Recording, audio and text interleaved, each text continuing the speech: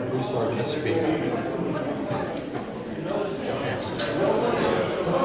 Okay, I know some of you may not quite be finished with dessert, but if we don't get moving along here, we're going to be here all night, I'm afraid. So let's get going. I'd like to, at this time, introduce our keynote speaker for this evening, John E. Krupnick. John is the author of a couple of really two of the most important books ever written on Pan American Airways and the flown mail. And if you haven't seen these books, you should. I'm sure they're available in the library for you to see. He's the author of Pan American's Pacific Pioneers. That's his first book on Pan Am, and the second is Pan American's Pacific Pioneers, The Rest of the Story. So it's a two-part set. You should all take a look at this if you haven't read it before. His first book, released at the Pacific 97 International Staff Expo, sold out its press run of 4,000 copies in 3 years. The follow-up book sold out another 5,000 copies in 6 years. So you can see the interest that was in it. Happy to say he's working on a third book. And the third book is Pan American's Pacific Pioneers, The Final Flight. John's interest in Pan Am began in the early 1970s when he was fortunate enough to meet some of the old flying boat captains who had retired in South Florida where he lives.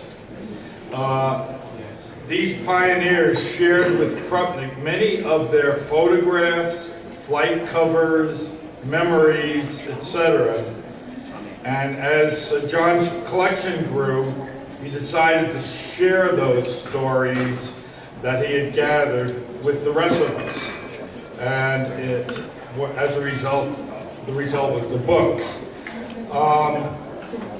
He has been introduced to many more Pan Am pioneers over the years and their children, and has shared more logs and stories they have shared many logs and stories with him. The pictures and the personal memories, most of which are from his personal collection, led to his second book. So we are happy to have John with us this evening. He came a long way from South Florida to be with us as our keynote speaker.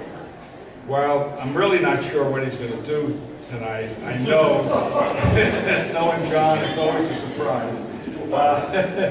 I know it's going to involve in some way Pan American Airways. So, John. So I'm really pleased to be with this group, and it's a lot easier because it's the first time I haven't had to spend 10 minutes at the beginning of the talk explaining what a flight cover is. I think this group gets it. It's like coming home. And the title of the talk is absolutely true. A single flight cover literally changed my life. And I want to share what I consider to be an amazing sequence of events that brought me to this wonderful hobby that we all enjoy. So, I've always been fascinated with the small Pacific islands owned by the United States. When I was 12 and 13 years old, I'd address 2-cent postcards. Remember 2-cent postcards? To myself. I'd put them in an envelope, address it to the postmaster at some island in the Pacific that the United States claimed, and send it off to see what cancels I'd get. My proudest moment as a 14-year-old was getting a call from the downtown Cleveland post office asking me, where is Palmyra?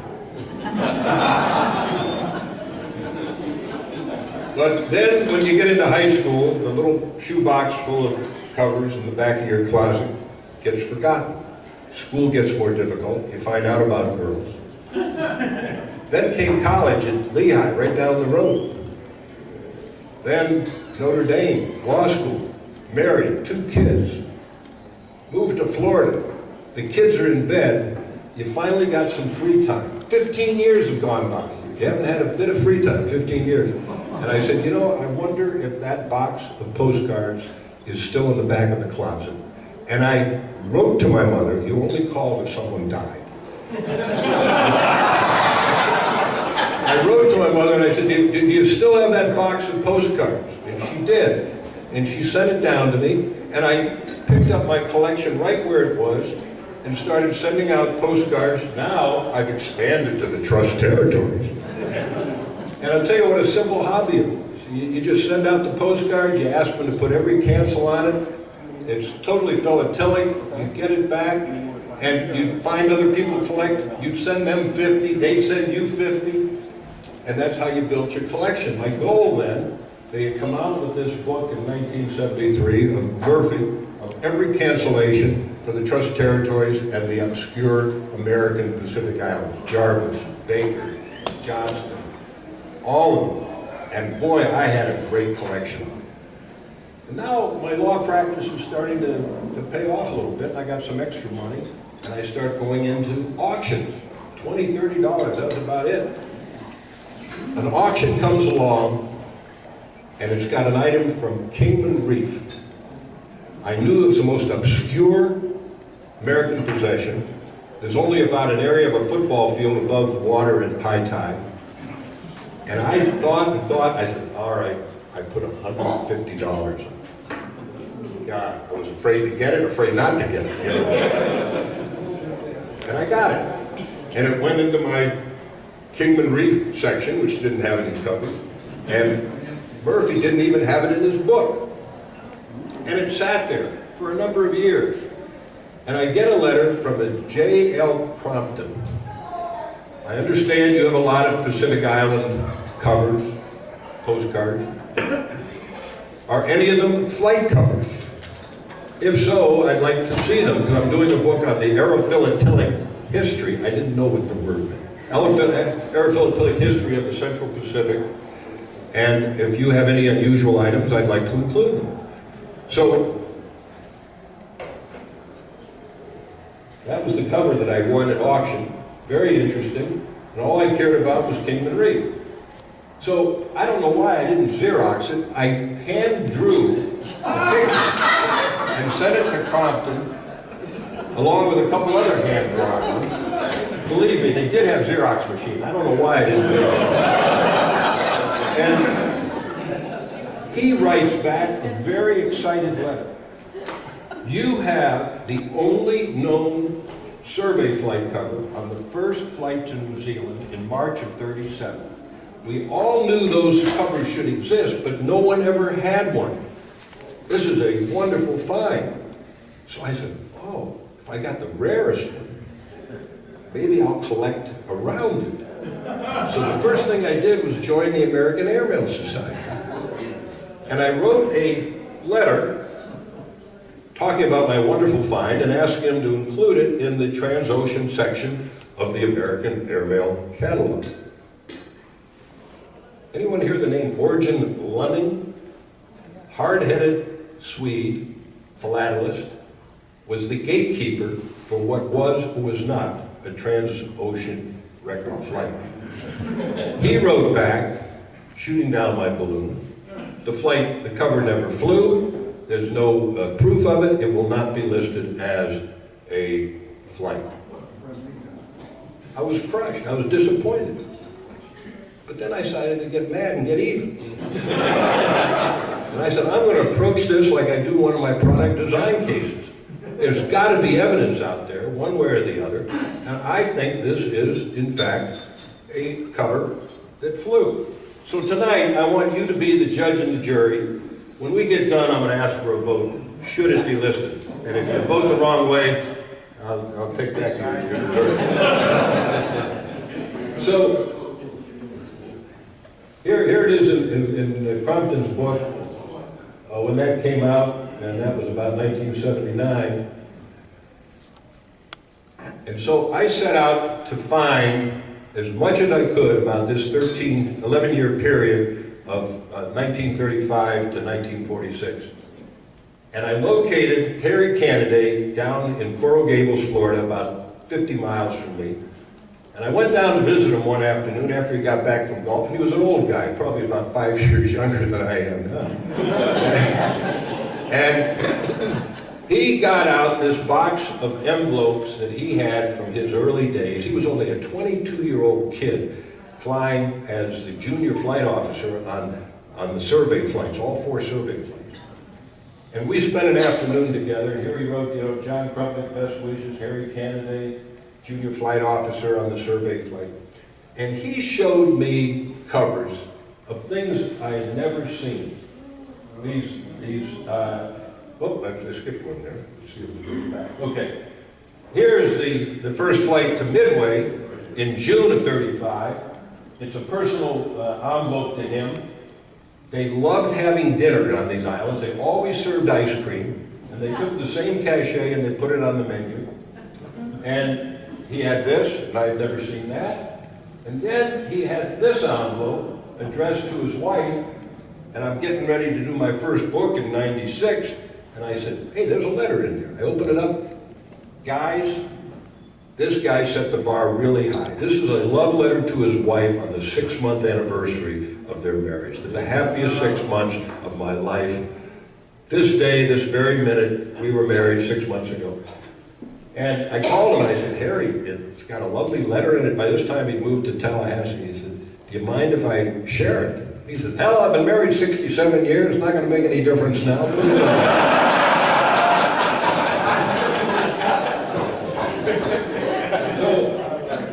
comes the big flight. November of '35, the country is following this daily. Roosevelt's a collector. There was a fever pitch.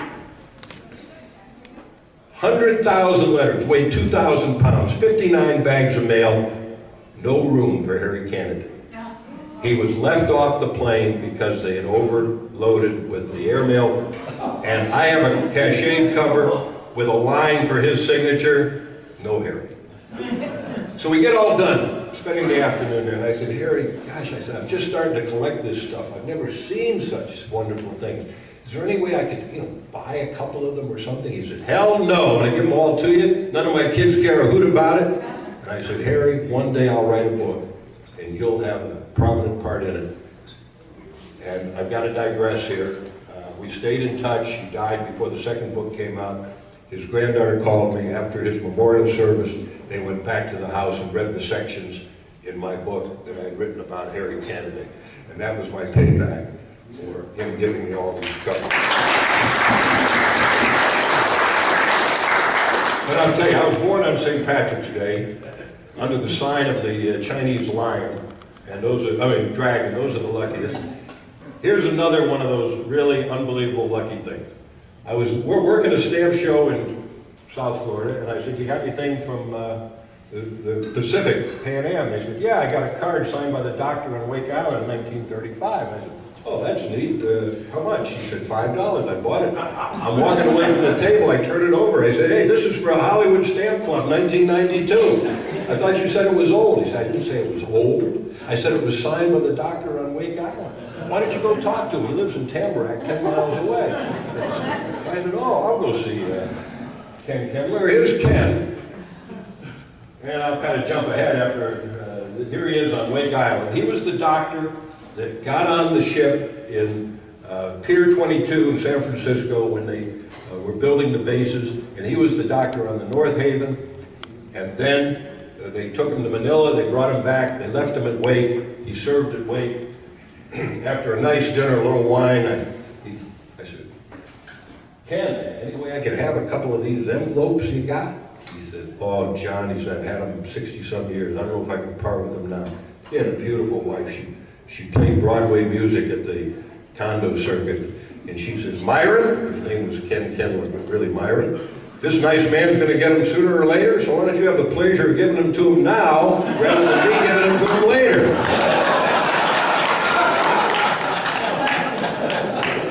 God bless her. He gave all to me.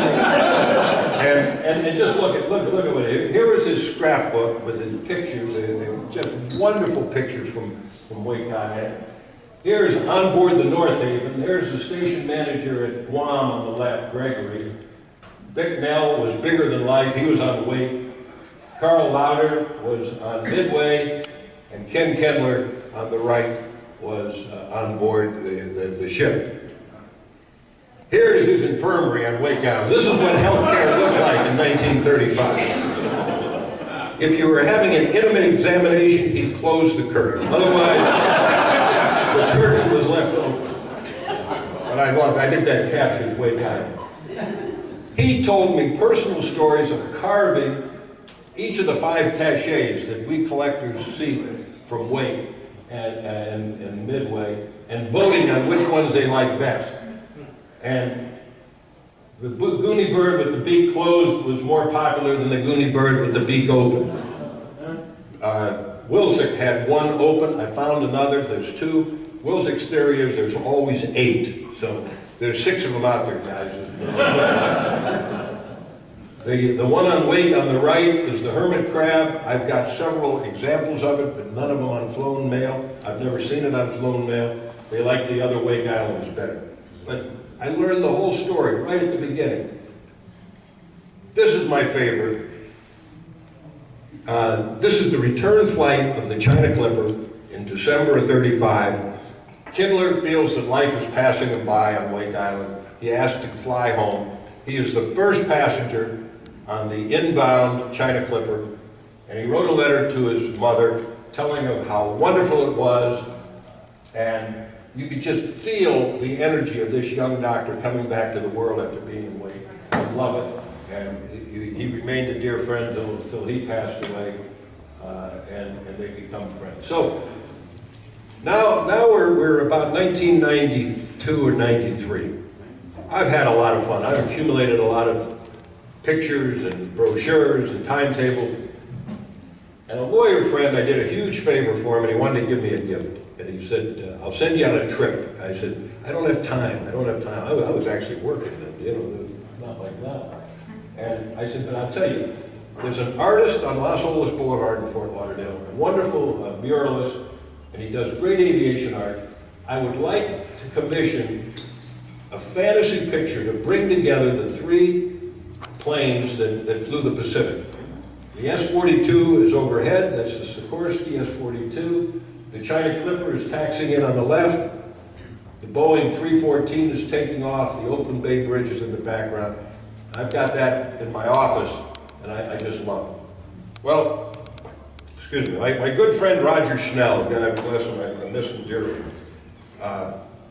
The APS convention was in Orlando in February of '95, and 96, February '96, and he took me up, and we had lunch with Steve Schulman, who was the vice president of Pacific 97, and I'm talking to him, and I said, is there anything that we could do at the show? And he said, I'll tell you, John, the Moscone Center's got these 2 exhibition halls, and there's a corridor between them. It's about 60, 70 feet long, about as long as this room, let's say. And he says, it's going to be empty, and I don't like empty space. Could you put up your Pan Am memorabilia and use that space? And I said, oh, I'll make posters, I'll sell stuff, So I do the posters and everything, and I have them ready to go. And then I go back to making a living, and I'm trying a wood chipper case in Fort Lauderdale. The thing lasted 2 months, did quite well, better than I ever thought I would, better than the other side ever thought I would. Or they wouldn't have let me go to the jury, but I had 6 wonderful women, and they saw the things the way I did, and it was the largest verdict in the history of the country for the loss of a single limb. And I said, gee, I deserve a little break here. And it was the end of October. I said, I know, I'll write a book and bring it out at Pacific 97. So between November 1st of 96 and March of 97, I wrote my first book, Pan Am's Pacific Pioneers. And they said, how did you do it? I said, you'd be amazed what wasted time there is between 3 and 6 in the morning. You're doing nothing. You're doing nothing. And That's when this book got written. And I opened it up, saw it for the first time at Pacific 97, sold over 500 copies there. But what I did is I met the Pacific people, like the people in Coral Gables who retired, a lot of the pilots and Pan Am people retired in San Francisco. And this young man, Doug Miller, who I've remained friends with, brought over, oh, that's my first book. And there's the first one from your library here. And he brought over this Doug Miller, and he said, John, I've got a guy you've got to meet. I'll bring him tomorrow. Tomorrow comes, and I meet Alex Vukacic, the son of Dan Vukacic, who was the supercargo on the construction of the bases in 1935, and now with the Kingman Reef flight, he's in charge of getting the ship to Kingman Reef so the crew would have a place to sleep, making sure everything's there. He's in charge of the Pan Am crew at Kingman Reef. And he and the doctor kept a log every day with pictures, starting March 11th of 37, that's when they left the dock in Honolulu. And they didn't get back until April 14th after the Clipper had returned. Every day. Everything about the flight coverage is in there. How many they had, they were picked up.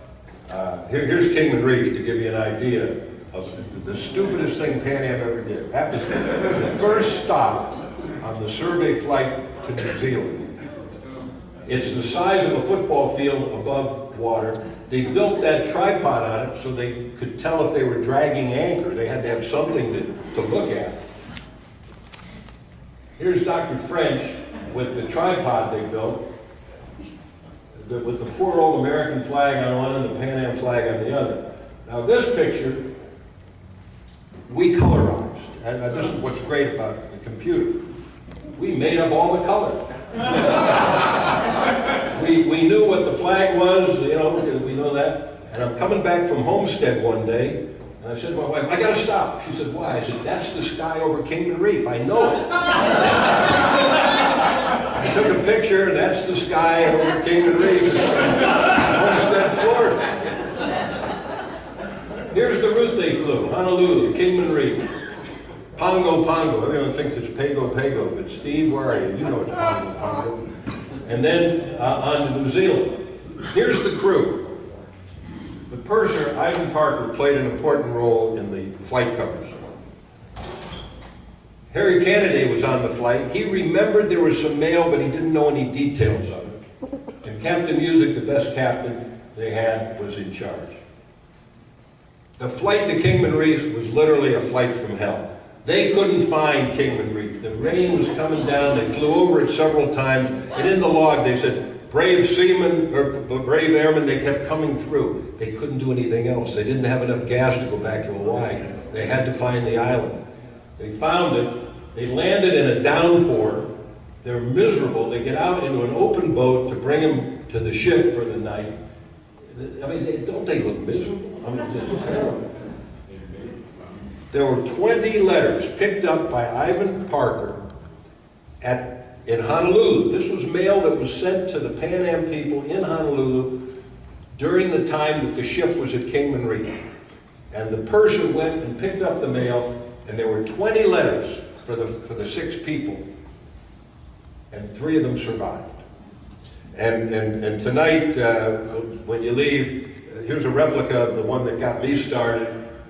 And there were 3 of them. 2 of them to French, 1 of them to Freeman Lang, who was the photographer on the expedition. They're all signed by Stu Saunders, who was the station manager at Wake, and signed by Vukacic, the supercargo. And the fact that 3 survived, when this was not philatelic mail, these were just regular people, it's remarkable that 3 survived. Here's the approach to Pongo Pongo. You talk about a stupid approach. You come in over a 2,000-foot mountain. You got to drop directly to the harbor. You got to bring it to an immediate stop, or you end up on the reef and the planes ruined. So here they are dropping down directly into the Pongo Pongo harbor. Here is it at rest. Thank God they got down. Here's where they stayed. The boarding house, Sadie Thompson's made famous by Somerset Maugham in the book Rain. Is where the crew stayed. You see the Pan Am flag flying proudly up there? These are the gems of my collection, I think. The top one was prepared by Ivan Parker for President Roosevelt. They used the cachet that was first used on the first Air Express letter, and the only person I've ever seen that had one was John Johnson, and that was the flight. They had two flights. They had the China Clipper and the Philippine Clipper, and then it was like almost 3 months before the next flight. They had to rework the engine, and they used that cachet. Well, here it's being used again in a little different form for this one cover for Roosevelt, the only one known that went to Pongo Pongo. And then this, which will be in the envelope, is, I think, the gem of the collection.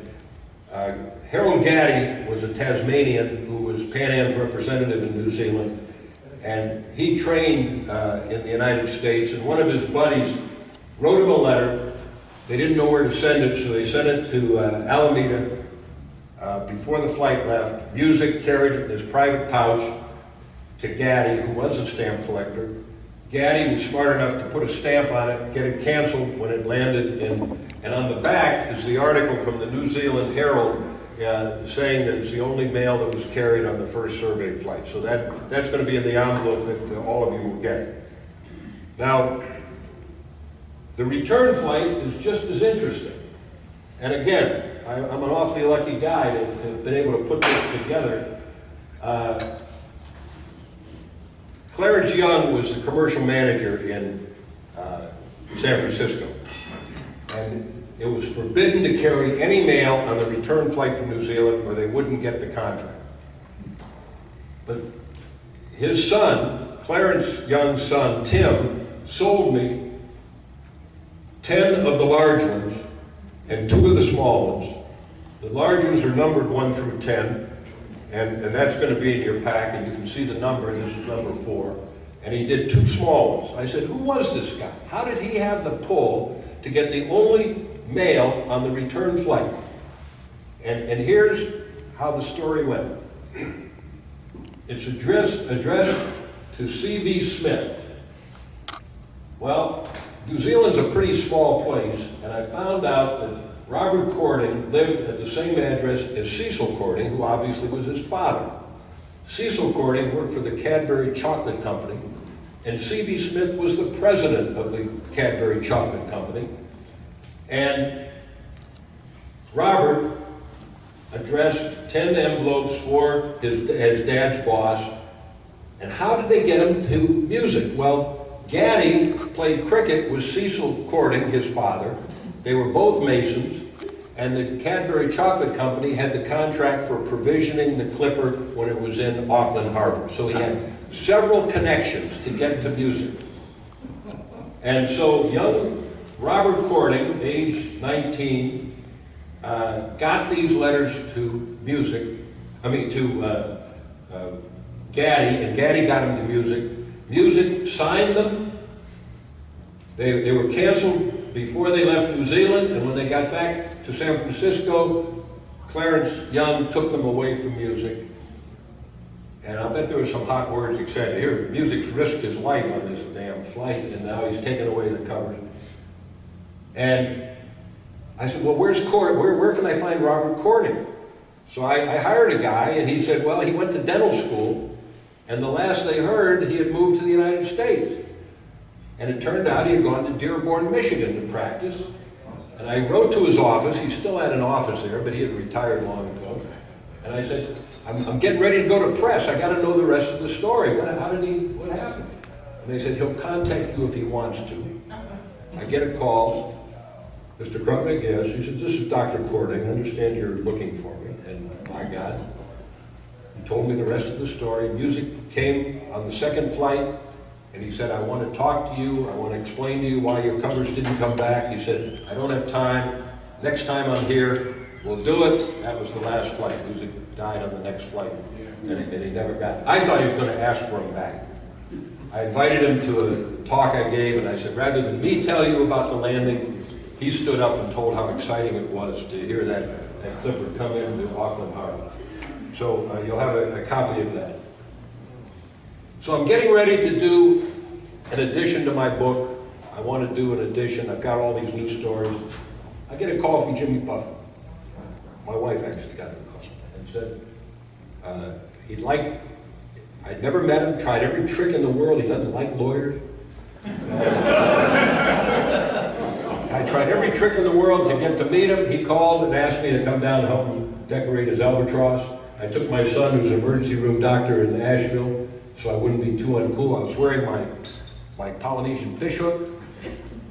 Last time I was in Hawaii, I got the Polynesian fishhook put there.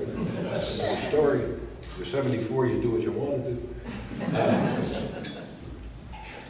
And so here was the second book. Jimmy Buffett agreed to do the foreword, and he's saying to John, let's build one.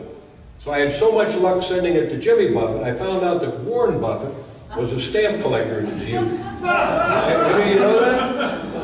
Your greatest fear is for Warren Buffett to collect exactly what you collect. That's bad, that's bad. So I wrote to Warren Buffett. I said, dear Mr. Buffett, I found out from your biography that you were a stamp collector, as am I. And one of your distant cousins was nice enough to write the foreword for my book. I didn't know he was a cousin. Why let the facts get in the way of a good story? So, Warren wrote me back this letter. Dear Mr. Krupnick, what a terrific gift, explanation for it. Just started looking at it. I know it's going to give me hours and hours of enjoyment. Yes, I did collect stamps in my youth when I was much poorer than I am today. Nothing much of note, but I do have one cover in Do the Talk with all three Zeppelins on it. No, I don't have the upside down Jenny. Now here's where I'm the luckiest guy in the world. By coincidence, Jimmy and his daughter are coming by for lunch tomorrow, and we'll have a lot of fun talking about your book together. They're talking about a trial lawyer in Fort Lauderdale. Neither one of them would ever talk to a trial lawyer except for the Pan Am connection. You can't get that on eBay. That's ridiculous. All right, here's the next book. Here's the next book. Final Flight. All I've got done is the cover, but I got the story. Here's one of the stories I'll tell you. You see these two girls down in the foreground here? I'm afraid to do this. I'm going to leave it. These two girls in the foreground. Little girls? The little girls. I was giving a talk in San Francisco. A woman came up to me. She wasn't a little girl anymore. She said, that's my sister and I in the front there. And she gave me about 6 or 8 wonderful postcards that her father, the head of the waterworks in Manila, had sent to them. So that's going to be in the next book. This is going to be in the next book. The most exciting find that I've made. The first survey flight for the Pacific flights was not in April of 1935, but it was in August of 33 when an S-38, the flying cigar with the canvas sides, made a survey flight from Hong Kong to Manila with who was it? It was Bixby. Bixby was the banker from St. Louis that got the money for Lindbergh, and Lindbergh got him a job in the depth of the Depression as the head of the China National Air Corporation. And Duncan Crew, who's a pretty knowledgeable philatelist in Hong Kong, said he knew that he knew of the flight, the survey flight, but he'd never seen any mail. This is the only letter carried on the first survey flight from Hong Kong to Manila. That's going to be in the book. Here's a picture of Wake Island with 20 guys on it. I personally talked to about 6 of them before they passed away. I made contact with the families of another 6 of them. More than half of those people on Wake Island in that picture I've made contact with one way or another. And this guy down here, Elmer Sternum, lived in Fort Lauderdale. Roger Schnell's best friend was Pete Seiler. They used to go out looking for real estate together. Pete knew that I collected Pan Am. I could have had him to dinner with Dr. Kindler, both of them on Wake Island, and he died before I got there. But he was a radio engineer For 1 year, from February of 35 till the end of the year, he wrote 60 letters, got 50 letters. After he got out, he captured the letters he sent. An entire history of the first year, he talked music down on the first flight to Honolulu, then he'd go on to Midway, then he'd go to Wake. I have all of his letters in another picture book, like Kindler's, but with different pictures because he wanted to be in it. Bill Mulhaney was blowing up coral heads in Wake. He went on to become the station manager in Guam. He became the station manager in Fiji, the station manager in Auckland, and he ended up station manager in Honolulu. And his son, Mike, gave me all the things he has. John Leslie was the chief engineer in the Pacific Division. Brilliant man, the first Sloan Scholar that GM had. He graduated Princeton and then went to MIT in aeronautical engineering, one of the first graduates. He was destined to be the president of Pan Am. At age 40, he got polio, was in an iron lung. He still remained with the company. He couldn't move. He had a male attendant. Tripp put him in the office next to him and included him in everything. He was going to be the president of Pan Am. The last new thing, I was speaking in San Francisco at the 75th anniversary, and I told them I wanted, my book was going to be Final Flight, and they said, well, you know, the flight engineer from the Final Flight, Tom Keewan, is in your audience tonight. So I go down, and this was the 75th anniversary, and I meet Tom Keewan. I said, Tom, I'm going to do another book, and I'm going to call it Final Flight. Do you happen to remember the name of your crew from the Final Flight? He said, of course I do. One of them was John Krupnick. I said, you're 80-some years old, maybe you're a little confused. I'm John Krupnick. You're Tom Keewan. Do you remember the name of your crew? Yes, John Krupnick. He was the radio officer. I flew the Pacific with him half a dozen times. Unbelievable. Here's the official picture of the final crew, the final Clipper flight in the Pacific in April of 1946. He looks exactly like my cousin from Miami. His son, who is still living, said it looks like his dad. Where is he? Help me find him. So that's going to be your assignment, your homework. Somebody help me find that family. Now, here are people that go to shows all the time.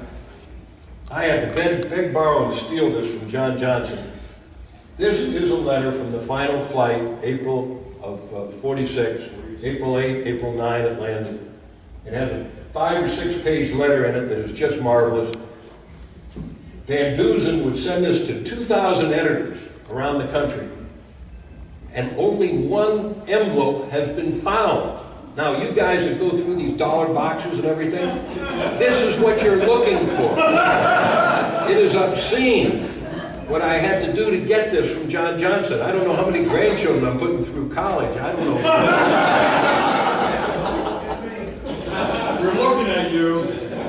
That's it, folks. I have a wonderful time sharing these stories with you. It has given me a whole new life. I've loved it. It's fun to talk to a group. I don't have to explain what a flight cover is. And Ken is going to pass out the envelopes for you to enjoy the rest of the story. Thank you. Oh, is my flight cover supposed to be included? Yeah.